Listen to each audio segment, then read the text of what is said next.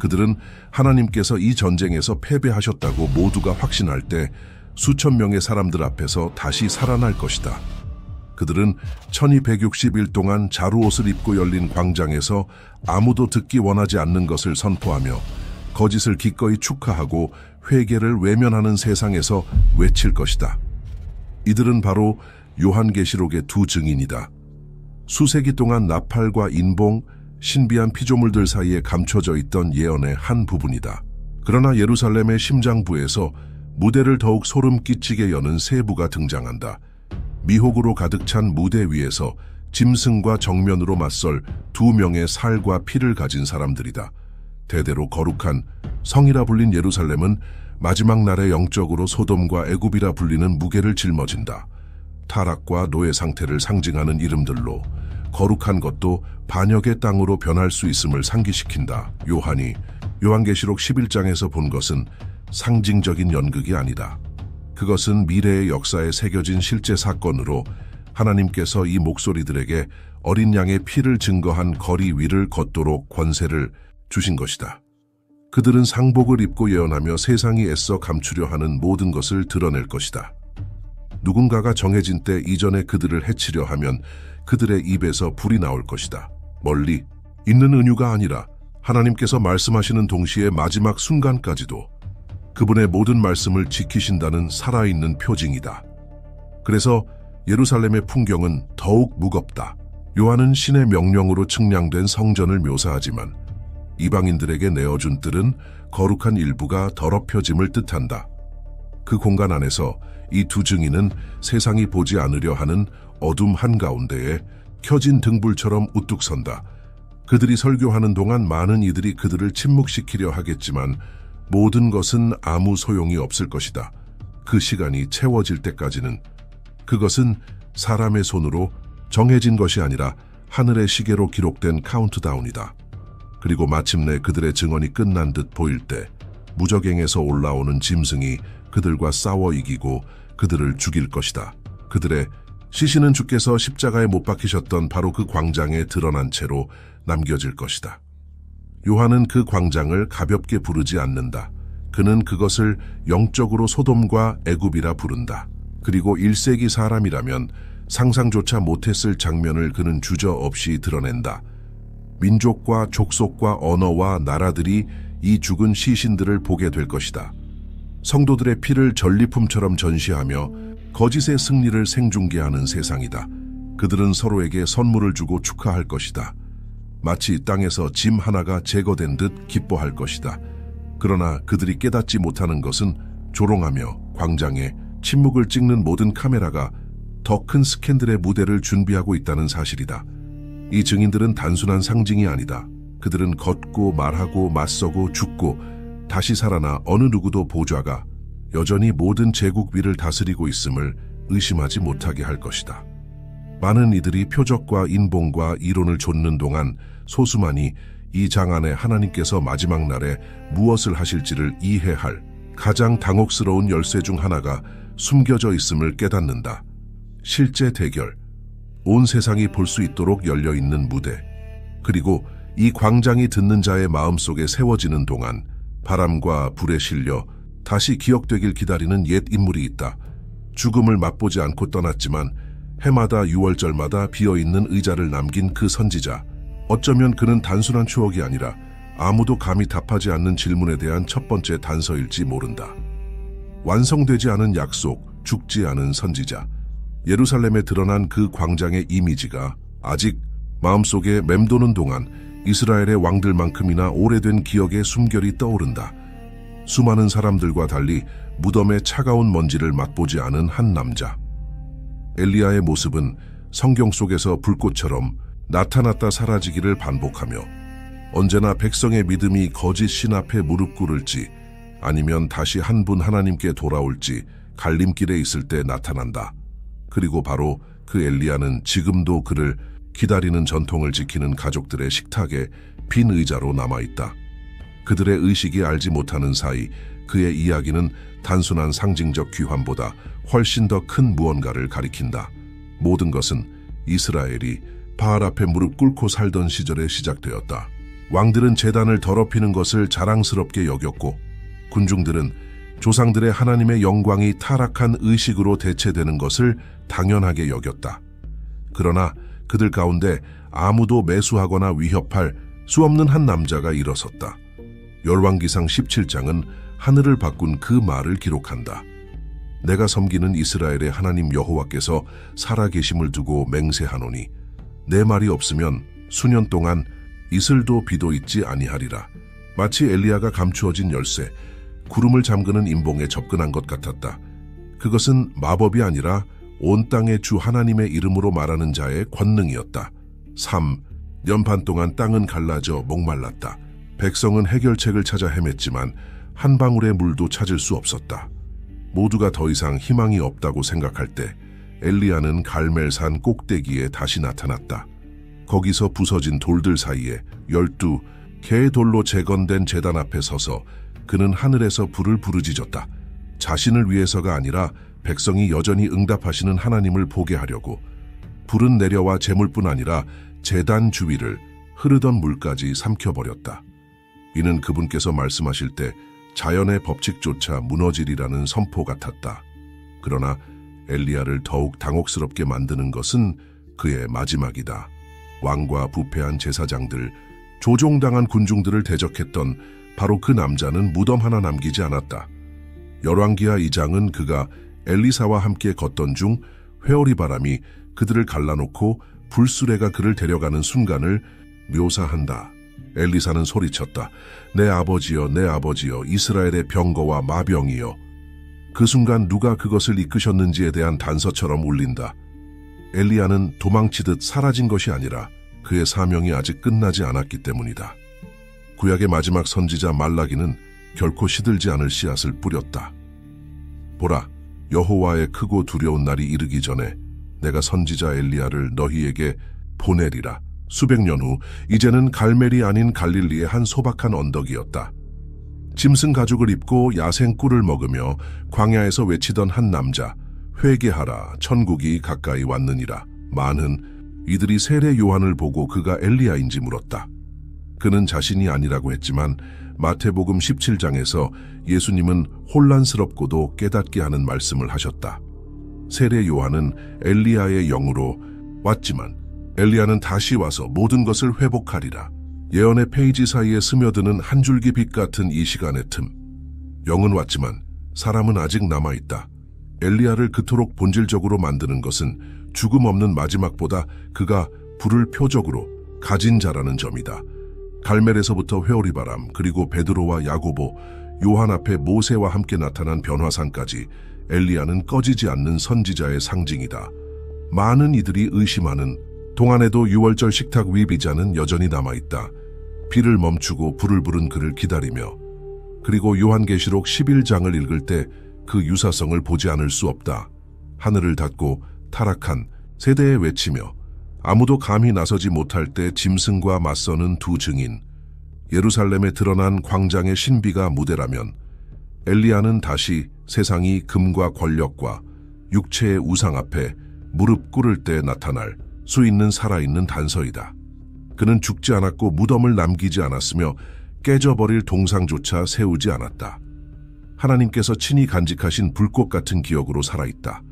그리고 증인들이 여전히 시간 속에 잠들어 있는 동안 하늘은 언젠가 젖은 제단을 태워 모든 보좌 위에 여전히 왕이 계심을 보이신 그 불을 간직하고 있다. 그 메아리 속에서 또 다른 남자의 그림자가 형성되기 시작한다. 그는 하나님과 동행하다 사라졌고 세상이 홍수에 삼켜지기 전에 죽음을 보지 않은 자로서 또 다른 표적을 품고 있다. 하나님과 동행한 사람, 수천 년의 세월을 지나도 남아있는 이름들 가운데 한 이름은 고요한 바람처럼 떠돌며 성급한 설교자들에게는 거의 잊혔지만 뻔한 것 너머를 찾는 이들에게 신비를 속삭이는 성령에 의해 보존되어 왔다. 에녹, 하나님과 동행하다 사라진 사람은 그를 기리는 성전도 없었고 도시를 세우지도 않았으며 정경에 남은 책을 쓰지도 않았다. 그러나 그는 많은 이들이 감히 탐구하지 않는 흔적을 지닌다. 죽음을 맛보지 않고 땅에서 옮겨졌다는 표식이다. 창세기 5장은 그를 이렇게 묘사한다. 에녹이 하나님과 동행하더니 하나님이 그를 데려가심으로 세상에 있지 아니하였더라. 이 짧은 문장은 수백 년을 살며 강력한 후손을 남긴 사람들이 가득한 세대에서 에녹은 자손이 아니라 하나님과 너무도 친밀히 동행하여 어느 순간 더 이상 그 발이 이미 더럽혀져 가는 땅을 밟을 이유가 없게 되었다는 사실로 기억된다. 에덴이 닫히는 것을 본 아담과 모든 것을 삼킬 홍수를 보게 될 노아 사이에서 에녹은 살아있는 다리로 존재한다. 부패해가는 세상과 한 사람을 구원하기 위해 열리는 하늘 사이를 잇는 다리던 히브리서 저자는 11장에서 그 신비를 다시 강조한다. 믿음으로 에녹은 죽음을 보지 않고 옮겨졌으니 하나님이 그를 옮기심으로 다시 보이지 아니하였느니라. 그는 옮겨지기 전에 하나님을 기쁘시게 하는 자라 하는 증거를 받았느니라. 여기서 옮겨졌다는 말은 단순한 사라짐이 아니다. 다른 영역으로 옮겨지고 끌려 올라갔다는 뜻을 담고 있다. 살과 피를 가진 에녹은 세상의 먼지를 뒤로하고 떠났지만 그의 증언은 경고처럼 메아리친다. 하나님과 동행하는 자는 시간의 계산 속에 잊히지 않는다는 것. 소수만이 깨닫는 사실은 에녹이 목소리도 남겼다는 점이다. 유다서는 짧은 편지 속에서 에녹이 아담 이후 7번째로서 이렇게 예언했다고 전한다. 보라, 주께서 그 수만의 거룩한 자와 함께 임하셨나니 이는 땅의 모든 경건치 않은 자를 심판하려 하심이라. 이 짧은 인용은 더 큰 것을 암시한다. 에녹은 단순히 땅에서 옮겨진 자가 아니라 앞으로 올 일의 단편을 엿본 자였다. 그는 부패한 자신의 세대를 넘어 무리를 이루는 천사들, 성도들, 그리고 반역자들을 심판하기 위해 다시 오실 왕을 보았다. 유대 전통은 이 메아리를 더욱 확장했다. 비록 에녹서가 정경에 포함되지는 않았지만 에녹이 하늘의 방들을 보고 타락한 천사들이 시면에 사슬로 묶여있는 것을 목격하고 별들의 움직임과 깊은 물에 대한 설명을 받았다는 이야기는 수세기 동안 상상력을 자극해왔다. 마치 하나님께서 그에게 아무도 쉽게 볼 수 없는 천상의 복도를 담은 지도를 맡기신 듯하다. 그럼에도 성경은 신중하다. 모든 것을 확인하지는 않지만 에녹을 무시하지 않는다. 오히려 그를 눈에 보이지 않는 것이 존재한다는 증거로, 하나님과의 동행이 우리의 제한된 시야로 끝나지 않는다는 증거로 간직한다. 요한계시록이 두 증인을 말할 때 에녹을 조용한 후보로 여기는 이들이 있다. 그 주장은 단지 신학적이기만 한 것이 아니라 깊은 상징성도 품고 있다. 한 번 죽는 것은 사람에게 정하신 것이오라고 히브리서는 말한다. 그리고 에녹은 죽음을 맛보지 않았다. 그래서 아직 해결되지 않은 무언가를 그가 감당해야 할 수도 있다는 여지를 남긴다. 불로 나타난 엘리야와 달리 에녹은 소리 없는 바람이다. 그는 아무 소리 없이 걸었지만 장막 뒤에 숨겨진 것을 본 자로서 무게를 지닌다. 사람들은 묻는다. 왜 하나님은 한 사람을 데려가시며 죽음을 피하게 하셨다가 그를 다시 잊혀진 세대에 돌려보내실까? 그러나 성경은 불편할 만큼 일관성을 보인다. 하나님께서 따로 두신 것은 때가 될 때까지 지키신다. 에녹은 홍수 심판 전에 있었던 휴거의 표식이었다. 물이 땅을 덮을 때에도 하나님은 자신이 귀히 여기시는 것을 보존하신다는 증거였다. 그의 삶은 모든 것이 타락해도 하나님 안에 숨겨진 남은 자가 항상 있다는 살아있는 예언이다. 에녹은 모세처럼 공개적인 기적을 보인 것도, 엘리야처럼 제단 앞에서 맞선 것도 아니다. 그의 힘은 친밀함에 있다. 세상이 도시를 세우고 무기를 만들 때 에녹은 영원하신 분과 우정을 쌓았다. 어쩌면 그래서 이 짧은 성경 속 남자가 아직도 무언가를 드러낼 수 있다는 생각은 더욱 두렵다. 엘리야가 우상을 불태우는 불이라면 에녹은 주님께 아무것도 간과되지 않음을 속삭이는 바람이다. 엘리야가 군중 앞에서 왕들을 대면한다면 에녹은 조용히 움직이되 왕들이 감히 묻기만 해도 떨게 할 환상을 지니고 있다. 그래서 요한계시록이 어린 양이 상처 입은 바로 그 예루살렘을 두 증인이 걸을 것이라 말할 때 많은 이들이 그중 하나가 바로 이 사람이 아닐까 믿는다.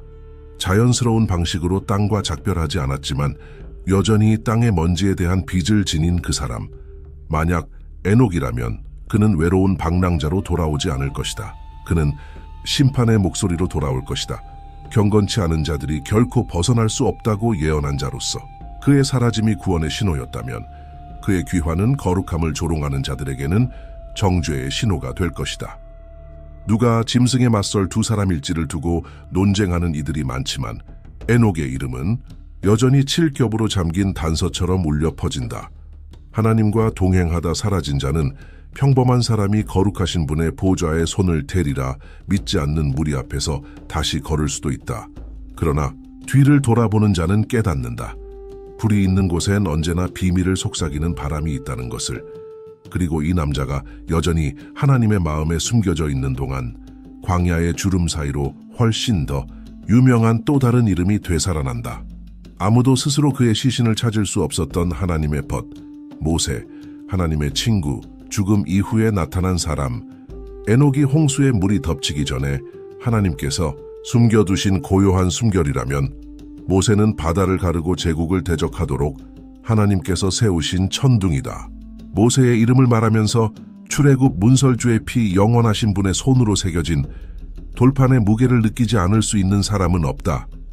그러나 그 돌판과 높이 든 지팡이, 바로에게 쏟아진 재앙들, 뒤에는 성경이 속삭이듯 전하는 거의 들리지 않는 한 가지 세부사항이 있다. 성급한 시선은 놓치고 마는 지점이다. 모세는 죽었지만 아무도 방문할 수 있는 무덤을 남기지 않았다. 하나님의 손이 친히 그를 묻으셨고 그 무덤은 지금까지도 아무도 찾지 못했다. 신명기 34장은 이 장면을 거의 애틋하게 그린다.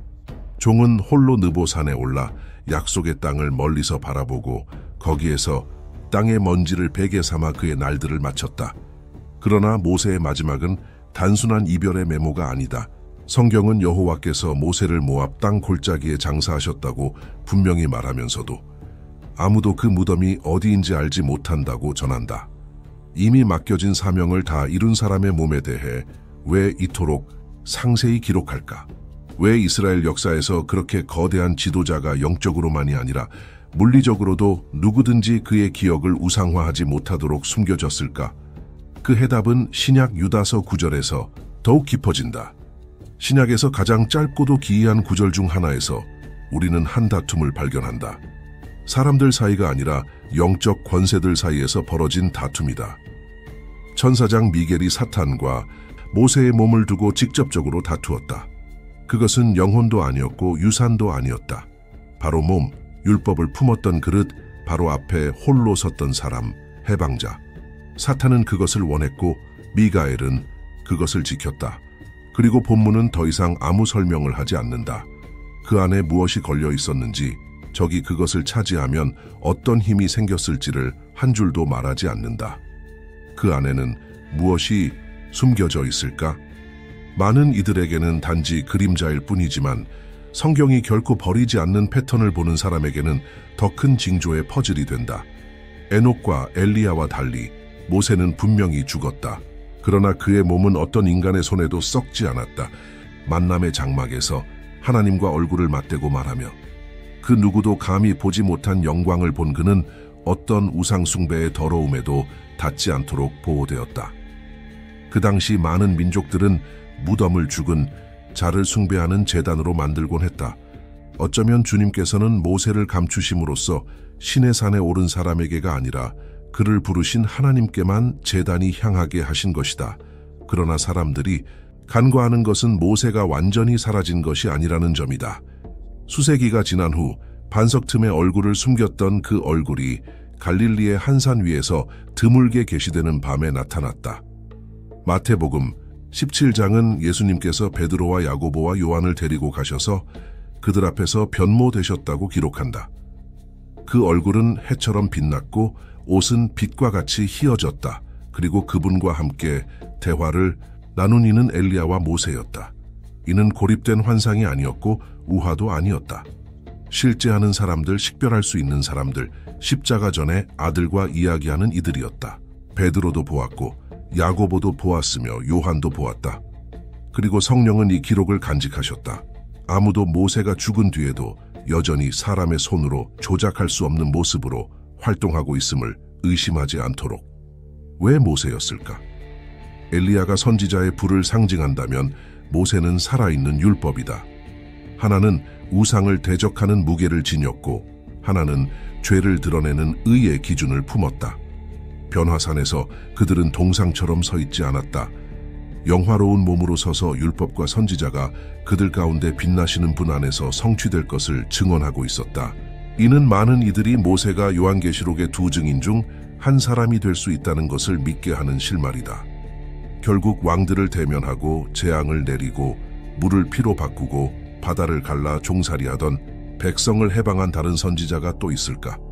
요한계시록 11장은 하늘을 닫아 비가 오지 못하게 하고 온갖 재앙으로 땅을 치며 물을 변하게 할 권세를 가진 증인들을 말한다.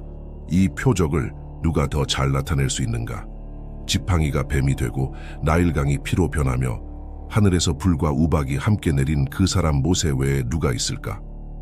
요한이 기록한 세부사항 하나하나가 모세의 여정과 맞닿아 있지만 단순한 반복은 아니다. 마치 모든 역사가 마지막 대결을 위한 리허설이었던 것처럼 그때 그가 맞섰던 애굽은 더 이상 단지 물리적인 제국이 아니라 무적행에서 올라오는 짐승에 깃든 억압의 영이 될 것이다. 그리고 누군가 왜 하나님께서 모세를 다시 보내실 수 있느냐 묻는다면 변화산에 나타나셨던 그가 증언하셨음을 기억해야 한다. 다가올 왕국은 단지 예언으로만 세워지지 않으며 의로 세워진다는 것을. 엘리야는 불이고 모세는 율법이다. 그들은 그리스도를 한 번 증언했으나 온 세상이 만들어낼 수 없는 표적이 필요할 때 다시 증언할지도 모른다. 모세는 무덤을 남기지 않았지만 세대마다 상상 속에 세워진 지팡이를 남겼다. 바다를 가른 그 지팡이는 또한 속임수와 진리 사이를 갈라낼 미래를 가리킨다. 그동안 예루살렘 광장은 침묵 속에 머문다. 마치 기적의 먼지가 다시 한번 예언자들의 피와 섞이기를 기다리듯이. 그리고 표적에 관해 말할 때 성경은 이름에 머물지 않는다. 하나님께서 보내시는 자를 구별하라고 스스로 드러내신 그 징표를 향한다.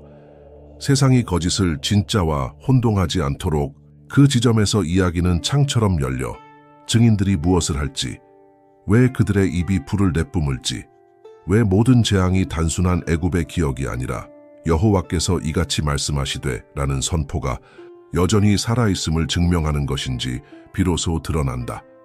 징조와 권세, 증인들의 모습. 만약 이 두 증인의 초상을 정교하게 그려낼 수 있다면 그것은 부드러운 선이나 옅은 색으로는 그려지지 않을 것이다. 성경이 보여주는 것은 불, 심판, 종기, 닫힌 구름과 피로 물든 강이 뒤섞인 윤곽이다. 하나님께서 요한에게 이 사람들의 모습을 드러내실 때 거짓 선지자의 손에서 나올 어떤 모방도 불가능하게 하려 하신 듯하다. 여기서 요한계시록 11장에서 피어나는 세부사항 하나하나는 그때 일어날 것은 단순한 목소리가 아니라 보좌의 이름으로 말하는 권세가 육신에 새겨진 권능임을 보여준다. 요한은 돌려 말하지 않는다. 이 증인들은 그들의 예언하는 날 동안 하늘이 비를 내리지 못하게 다들 권세를 가진다. 물을 피로 변하게 하고 원하는 대로 온갖 재앙으로 땅을 칠 권세를 가진다. 이 말씀은 읽는 이의 마음에 감히 직면하기 어려운 평행선을 그린다. 첫 메아리는 엘리야로부터 온다. 그는 3년 반 동안 이스라엘 위에 구름을 멈추게 한 선지자였다. 단순한 자연재해가 아니라 그의 입에서 나온 판결이었다.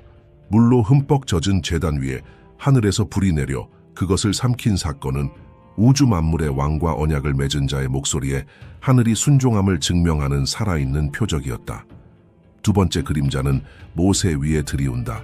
그는 언젠가 나일강 앞에 서서 맑은 물이 깊은 붉은색으로 물드는 것을 보았다.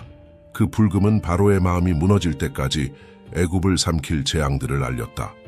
그는 바다를 가르기 위해 지팡이를 들었지만 또한 곡식을 파괴하고 장자를 죽이며 애굽의 신들이 이스라엘의 하나님 앞에 무력함을 드러내도록 심판을 선언했다.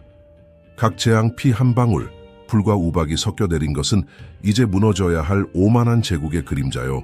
이 증인들이 성벽과 카메라 사이를 걸으며 아무도 듣기 원치 않는 메시지를 전할 때 전 세계에 다시 펼쳐질 스케치다. 반면 에녹은 율법서에 물질적 심판의 표적을 기록으로 남기진 않았으나 그에 못지않게 두려운 것을 지녔다. 드러내는 예언의 말씀이다. 유다는 에녹을 하나님과 동행한 자로 기록하면서 동시에 수많은 거룩한 자와 함께 주께서 임하사 모든 경건치 않은 자들을 심판하신다 라고 예언한 자로 상기시킨다. 모세와 엘리야가 물리적 영역, 하늘, 바다, 재앙에서 움직였다면 에녹은 숨겨진 것을 드러내는 고발의 권능을 상징한다. 그의 힘은 사람들의 마음을 광장에 펼쳐진 두루마리처럼 열어 읽게 하는 요한계시록에 언급된 자루옷은 극적인 소품이 아니다. 그것은 잃어버린 자들을 위해 울부짖는 자의 침묵의 메시지를 담은 애통의 옷이다. 교만을 벗고 겸비를 입은 상징이다. 짐승이 권세와 면류관과 보좌로 스스로를 자랑할 때 이 두 증인은 재가 되어 광장을 뒤덮은 제단처럼 살아있는 제물로 그 한복판을 걷는다. 정해진 때 전에 누군가 그들을 해치려 하면 그들의 입에서 불이 나온다. 이는 엘리야가 갈멜산에서 하늘에 불을 부른 장면을 떠올리게 하지만 이제는 그 불이 안에서 밖으로 타오른다. 스가랴 사장은 요한이 놓치지 않은 또 하나의 실마리를 제공한다. 선지자는 금등대 옆에 두 감람나무를 보았다. 그가 그것이 무엇인지 묻자 이는 온 땅의 주 앞에 서 있는 두 기름 부음 받은 자니라는 답을 들었다. 두 기름 부음 받은 자, 두 등대, 하나님께서 아직 말씀하실 것이 있을 때 빛이 꺼지지 않음을 증거하는 두산 증인이다. 요한은 이 이미지를 요한계시록의 퍼즐 조각으로 맞춰 넣는다. 두 증인은 아무리 박해의 바람이 불어도 꺼지지 않는 등대와 같다. 그러나 천천히 읽는 이들을 뒤흔드는 세부 사항이 있다. 그들은 땅을 원하는 대로 칠 권세를 가진다. 그들은 꼭두각시가 아니다. 의지 없는 유령도 아니다. 그들은 심판을 선포할 권세로 가득한 사람들이다. 개인적 복수가 아니라 거짓을 진리로 바꾼 세상에 대한 보좌의 정당한 응답으로서. 그래서 모든 재앙, 닫힌 하늘, 피로 물든 강은 이렇게 외친다. 인간의 조롱에는 한계가 있고 짐승이 깃발을 꽂을 수 있는 한계는 하늘의 시계에 의해 이미 정해져 있다는 것을. 여기서 많은 이들이 감당하기 어려운 무게가 있다. 그들을 일정 시점까지는 누구도 건드릴 수 없다고 밝힌 동일한 성경은 그들이 증언을 마칠 때 무적행에서 올라오는 짐승이 그들과 전쟁을 벌여 이기고 그들을 죽일 것이라 말한다. 그 순간 악의 권세가 이긴 듯 보인다. 그러나 그조차 패배가 아니다. 그것은 인장의 일부다. 하늘은 외치듯 말한다. 너는 내가 허락한 것 이상으로는 못한다. 그들은 불을 품은 입을 가졌기에 죽음을 두려워하지 않는다. 하늘을 닫으신 하나님은 무덤도 여셔서 원하시면 다시 생명을 부르신다. 결국 이 증인들의 모습은 단순한 초자연적 능력의 목록이 아니라 변하지 않는 하나님의 방식에 대한 기억이다. 엘리야로 비를 먹게 하시고 모세로 바로를 꺾으시며 에녹으로 타락한 천사들을 대적해 예언하게 하신 동일한 하나님께서 이 목소리들을 마지막으로 일으키실 것이다. 그때는 꺼진 카메라도 없고 빈 광장도 없고 그들의 말씀이 울려 퍼지지 않을 구석도 없을 것이다. 그들이 하는 모든 것, 선포하는 피 한 방울, 삼키는 불꽃, 닫히는 하늘은 모두 짐승의 위장된 보좌를 쪼개는 균열이 된다. 세상이 타오르는 말을 외면할 때 성경은 소름 돋을 정도로 정밀하게 다음 장면을 꿰맨다. 그 모든 권세, 그 모든 권위, 살과 뼈에 새겨진 그 모든 징조는 아무도 상상하지 못하는 균열의 순간을 가리킨다.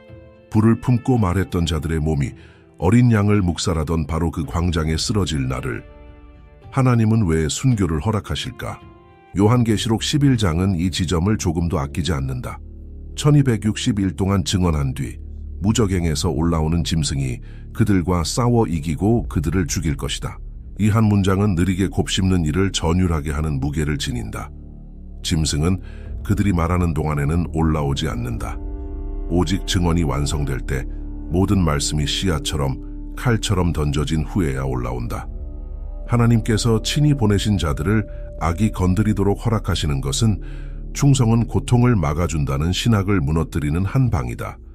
오히려 순교는 진리를 끝까지 품은 자들에게 있어 언제나 진짜라는 도장이었다. 본문은 그 뒤에 이어질 장면을 더 소름 끼치게 그린다. 그들의 시신은 두려운 제자들이 몰래 거두어 장사하던 주님의 십자가 밤과 같지 않다. 아리마대 요셉이 그 몸을 청하지도 않고 빌려 쓴 바위 무덤도 없다. 증인들은 큰 선급의 중심부에 그대로 드러나 누워 있을 것이다. 어린 양께서 나무에 못 박히셨던 그 예루살렘 한복판에, 그리고 요한은 그곳을 단지 예루살렘이라 부르지 않는다. 영적으로 소돔과 애굽이라 부른다. 성령께서 이 말을 불러주실 때 모든 사람에게 하나님께서 그분의 이름을 심으신 성읍조차 인간의 굳어진 마음 안에서는 타락과 종속의 무대로 변할 수 있음을 상기시키길 원하셨다. 장면은 잔혹하다. 민족과 족속과 방언과 나라들이 그들의 시신을 볼 것이다. 이는 군중의 소란 속에 덮인 지역 범죄가 아니다. 전 세계적 구경거리다.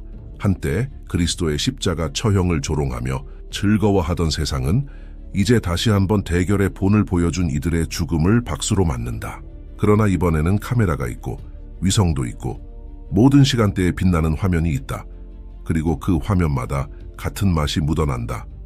외치던 목소리를 향한 거짓의 승리. 요한계시록 11장은 땅에 거하는 자들이 그들로 인해 기뻐하며 즐거워하고 서로 선물을 보내리라 말한다. 그것은 더러운 성탄절이다. 드러난 진리를 침묵시킨 것을 선물 삼아 축하하는 어두운 명절이다. 세상은 그것을 승리라 부른다. 하늘은 그것을 계산이라 부른다. 아무도 보좌가 정하신 시간밖에 죽지 않는다. 짐승이 무저갱에서 올라오는 것도 스스로의 힘이 아니다. 거기에는 신비한 허락이 있다. 하나님께서 악이 선을 시험하도록 경계를 넘도록 허락하시는 순간이 있다. 그러나 그조차도 보이지 않는 사슬에 묶여 있음을 보여주기 위함이다. 하나님의 경제 속에는 의미 없는 순교란 없다. 광장에서 침묵한 채 쓰러진 숨결 하나하나, 땅 위에 떨어진 피 한 방울 한 방울이 때가 되면 땅 아래서 폭발하는 씨앗이다. 읽는 이를 소름 돋게 하는 세부는 그 시간이다. 사흘 반 동안 드러난 시신, 사람의 기억에 남은 인자 되신 분의 빌려 쓴 무덤 속 3일이 다시 떠오른다. 그러나 여기에는 제자들이 굴려낸 돌이 없다. 여기에는 카메라가 있고 드론이 있고 시체를 헤드라인으로 삼는 기자들이 있다. 유명인들은 조롱하는 밈을 올린다.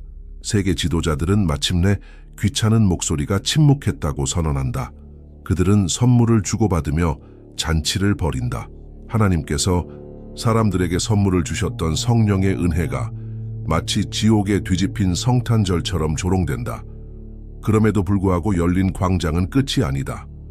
그것은 인간의 마음이 하나님을 이겼다고 생각할 때 벌어지는 장면의 초상이다.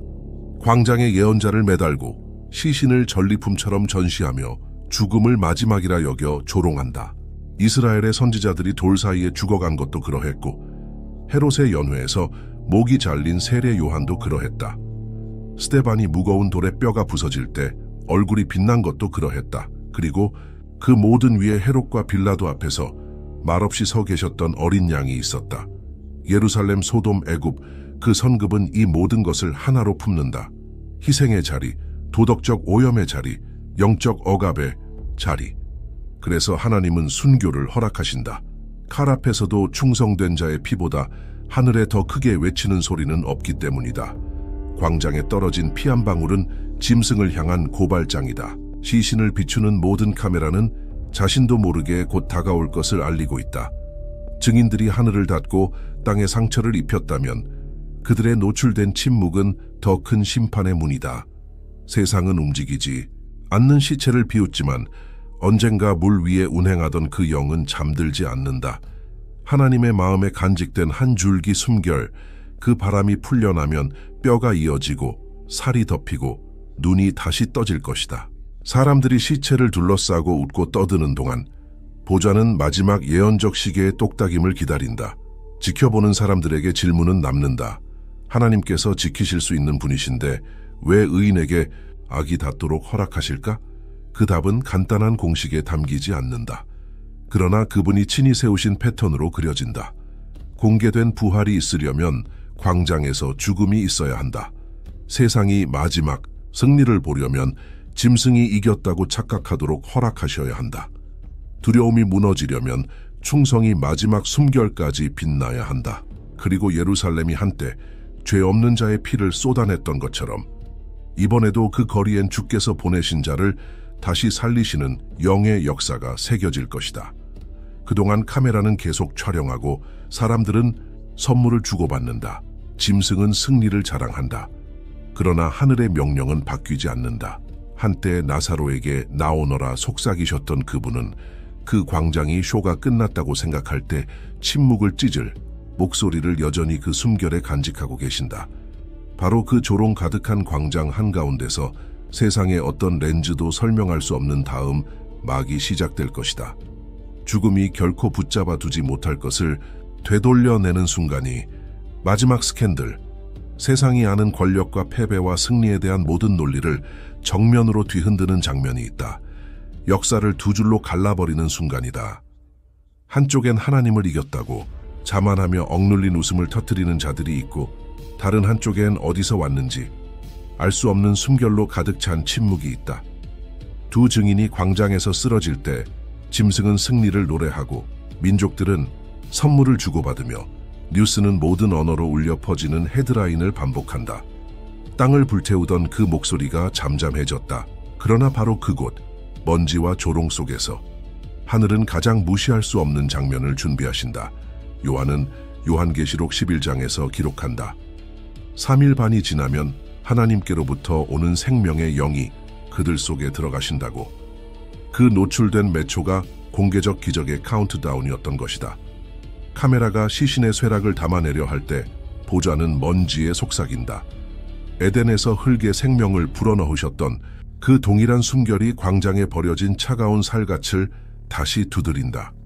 그리고 이어지는 것은 어두운 무덤 속에 숨겨진 표적이 아니라 조롱하던 무리의 빛 아래에서 폭발하는 생명이다. 성경은 분명하다. 그들을 본 자들에게 큰 두려움이 임했다. 피할 길도 없고 경악을 덮을 방법도 없다. 죽음을 생중계하던 그 세상은 이제 필터도 편집도 없이 생명이 죽음을 찢고 일어나는 것을 지켜본다. 짐승이 무슨 말을 뱉어도 죽었던 것이 어떻게 일어섰는지 설명할 수 없다. 시체가 영적 쓰레기로 버려졌던 그 몸들이 다시 숨을 쉬고 서는 데는 더 이상 말이 필요 없다. 이번에 내려오는 생명의 영은 잔잔한 바람이 아니다. 뼈를 재배열하고 상처를 봉합하고 속아 넘어간 눈동자에 다시 빛을 돌려주는 내면의 지진이다. 이 영광은 갈멜에서 내려온 불을 연습처럼 보이게 하고 피로 물든 나일강조차 더 큰 그림의 그림자처럼 보이게 만든다. 엘리야와 모세, 에녹이 각자 시대에 보여주었던 불이 떨어지고 제국이 재앙으로 찢기고 타락한 천사들이 고발되었던 그 모든 장면이 이 순간 하나로 모여 하나님께서 침묵조차 나팔로 바꾸실 수 있음을 증명하신다. 그때 한 음성이 들린다. 물이 한가운데서가 아니라 위에서 들려온다. 무덤에서 나사로를 불러내셨던 그분, 아무도 보지 못한 것을 보게 하시려고 요한을 불러 올리셨던 그분이 이번에는 이렇게 말씀하신다. 이리로 올라오라. 짧지만 강력한 이 한마디는 인간이 수세기 동안 붙들었던 마지막 말의 주인을 무너뜨린다. 짐승에게는 면류관이 있다. 보좌가 있다. 큰 말을 뱉는 입이 있다. 그러나 두려움으로 짓눌렸던 자들에게 생명을 불어넣는 음성에는 대답할 말이 없다. 그들은 구름을 타고 원수들의 눈앞에서 올라간다. 사도행전 1장에서 주님께서 구름 사이로 올려지셨을 때 천사들이 같은 모습으로 다시 오실 것이다 라고 말했던 그 장면이 떠오른다. 여기서도 같은 패턴이 도장처럼 반복된다. 어린 양을 섬기는 자는 패배의 전리품처럼 광장에 남아있지 않는다. 조롱하던 눈앞에서 들어 올려진다. 이 올라감은 적들을 모욕하려는 것이 아니다. 죽음이 증인을 끝장낼 수 없음을 증명하는 것이다. 요한은 광장이 불에 타는 장면을 말하지 않는다. 그 순간 칼이 내려 꽂히는 장면도 없다. 마치 하나님께서 세상 모두가 이전의 나팔 소리보다 더 깊은 침묵에 갇히길 원하시는 듯하다. 침묵이 설교가 되고 올라감이 심판이 된다. 그리고 얼굴을 돌리고 입을 닫는 모든 사람들은 보좌에서 나오는 숨결을 멈출 수 없음을 안다. 이것은 스캔들이다. 예루살렘만이 아니라 말씀을 시멘트로 덮으려 한 모든 체계 속의 소돔과 애굽을 향한 스캔들이다. 그 장면은 생생하다. 자루옷을 입고 불의 날들을 지나온 두 사람이 구름 위로 올려진다. 그 사이 광장은 더 이상 목소리가 없다. 선물도 웃음도 잔치도 없다. 역설적이게도 이 올라감은 자신들이 모든 것을 지배한다고 착각했던 것들을 박살낼 왕국이 다가옴을 알린다. 이는 7번째 나팔의 울림이다. 타협되지 않고 더럽혀지지 않고 잠잠하지 않을 왕국이 오는 징조다. 이 부활이 고립된 사건이 아니라는 점을 눈치채는 사람은 많지 않다. 이는 무덤에서 나오신 그리스도의 부활이 찢은 휘장과 갈라진 바위를 다시 울리는 메아리다. 그 아들을 일으키신 동일한 영은 지금도 모든 묻힌 증언, 멸시된 목소리, 땅속에 파묻힌 진리를 다시 살릴 준비를 하고 계신다. 하늘에서 죽음은 좁은 복도일 뿐 잠긴 감옥이 아니다. 세상이 이 스캔들을 소화하려 애쓸 때 요한계시록은 짐승의 교만을 찢는 작은 세부사항 하나를 남긴다. 그들을 본 자들에게 큰 두려움이 임했다. 그것은 미신 같은 두려움이 아니다. 결코 통제할 수 없는 것을 조롱했다는 것을 깨달은 자의 경외다. 무덤에서 돌을 굴리는 천사를 보고 병사들이 죽은 자처럼 쓰러졌던 바로 그 두려움이다. 임박한 심판 앞에서 마음을 봉인하는 두려움이다. 여기에는 사람이 굴린 돌도 없고 로마 병사들이 지키는 봉인된 무덤도 없다. 시신은 제단이 되고 광장은 강단이 되며 구름은 어린 양께서 거짓의 보좌를 짓밟으실 때까지 잠시 그들을 품는 왕좌가 된다. 누군가는 이 생명의 숨결로 모든 것이 끝났다고 생각할지도 모른다.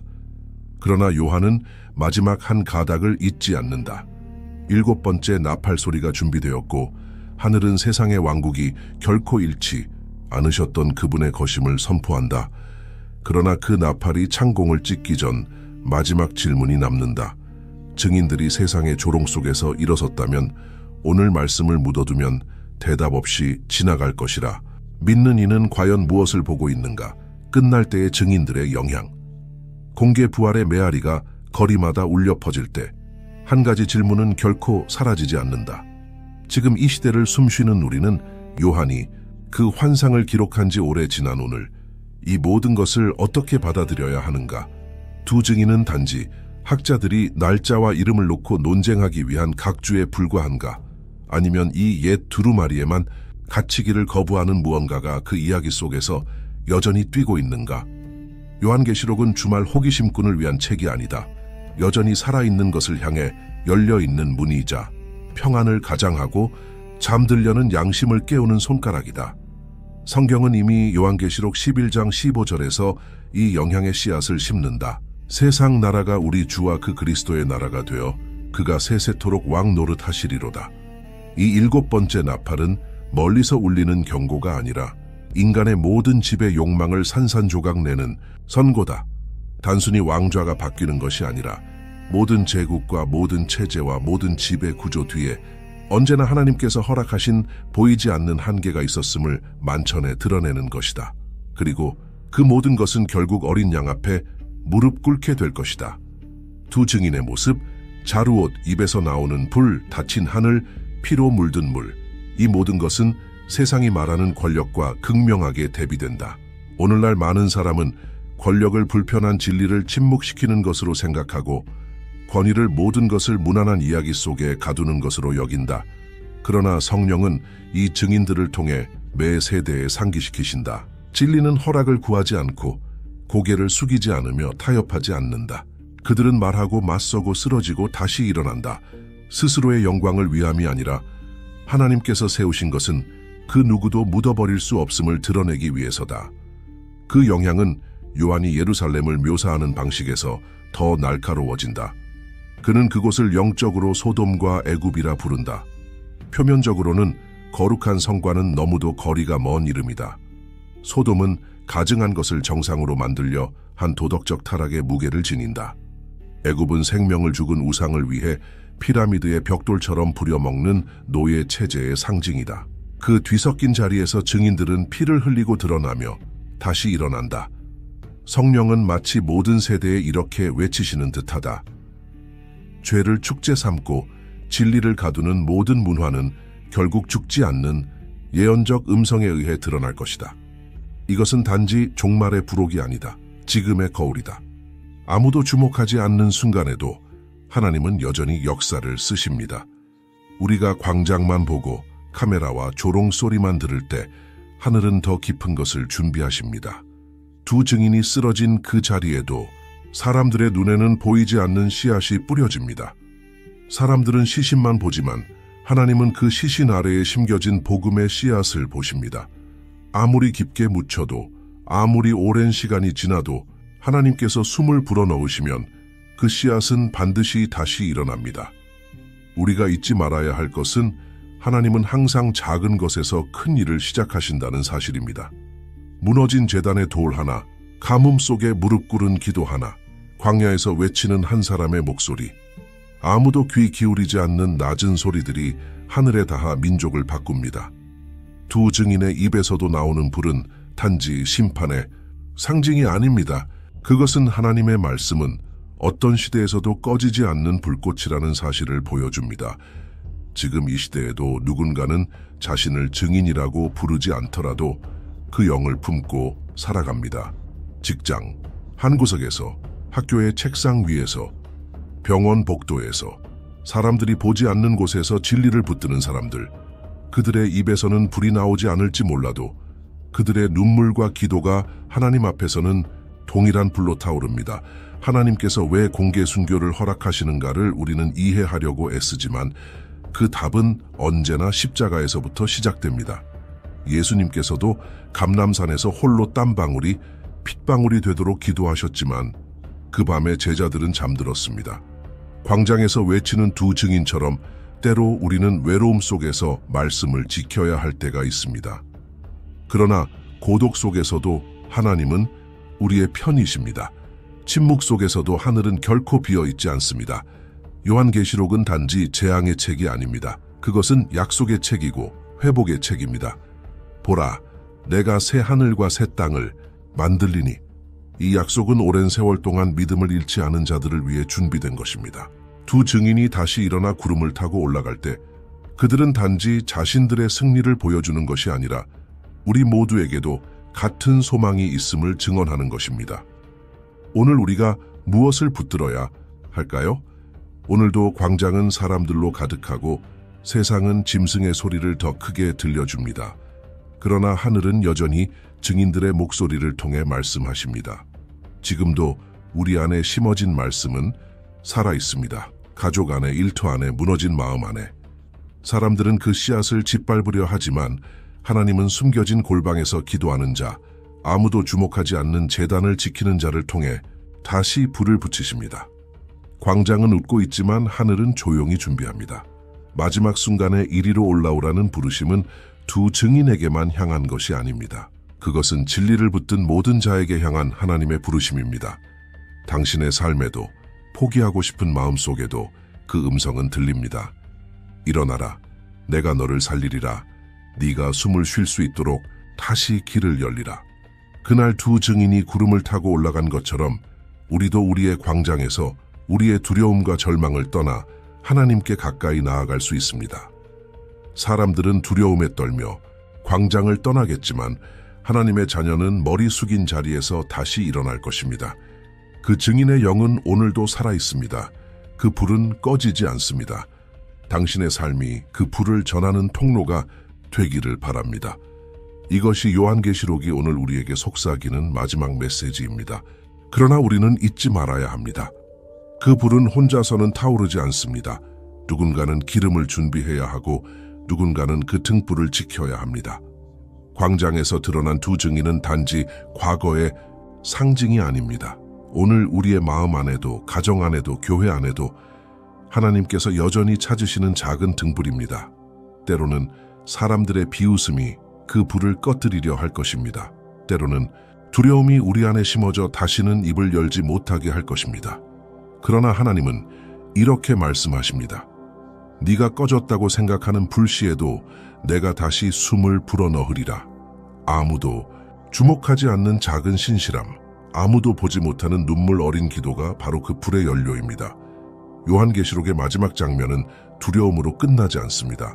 생명수 강이 흐르고 생명나무가 12가지 열매를 맺고 그 잎사귀는 모든 민족을 치료한다고 말씀하십니다. 이는 하나님께서 모든 증인의 피, 모든 순교의 눈물을 헛되게 두지 않으신다는 약속입니다. 지금 우리가 보는 광장의 침묵은 잠시일 뿐이며 하늘은 이미 새 노래를 준비하고 계십니다. 오늘 당신의 마음에도 작은 불씨가 있다면 다시 기름을 부으십시오. 다시 무릎 꿇고 하나님께 말하십시오.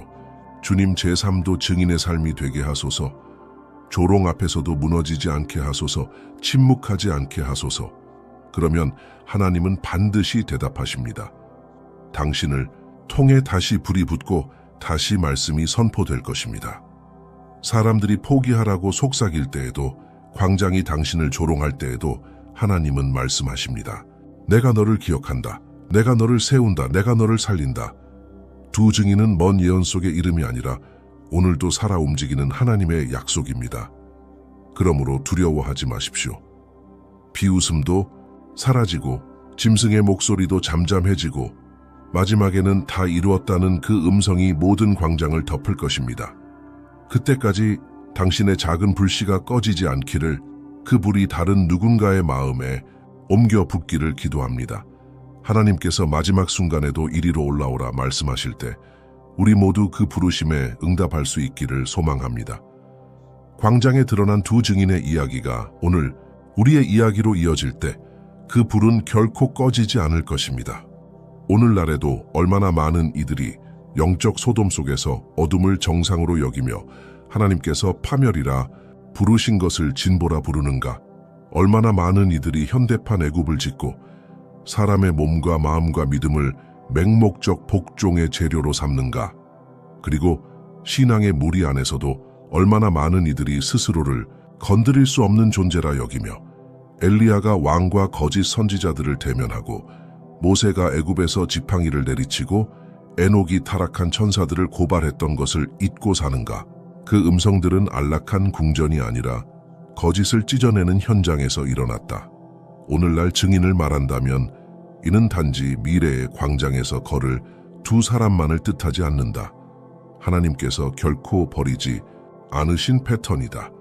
시스템이 입을 다물 때 하나님은 반드시 입을 여는 자를 세우신다.